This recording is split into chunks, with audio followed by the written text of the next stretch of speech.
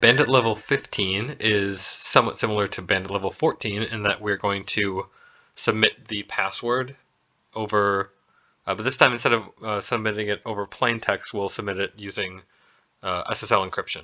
So to do that, we're going to use the openssl command. Let's just take a look at the man page since we haven't used that command yet. OpenSSL is a pretty robust command line tool for doing a lot of things with SSL, not just connecting to a server, but you can also act as a server, do key management, a lot of different things. But what we're going to do is use it to connect to localhost on port 30,001. We can see from the synopsis that we're going to use a command, and most commands have options or arguments. We're going to use the sclient command. So we can scroll down here a little bit, actually quite a bit because there's a lot of options here.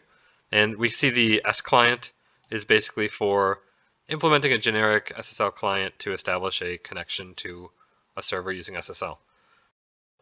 Let's take a look at the OpenSSL cookbook, which they provide a link here to. If we go over there, we can see that connecting to an SSL service, they give us a nice example of how we would connect to their server. So let's just grab this and copy it and hop over here, and we're going to paste this in. Oops. Let's copy it properly. Okay, so we see that this is our command here. We're just going to replace this URL with localhost, and we're going to replace the port 443 with port 30,001. So we hit enter there, and we see we get quite a bit of feedback in terms of we see the certificate that it supplies.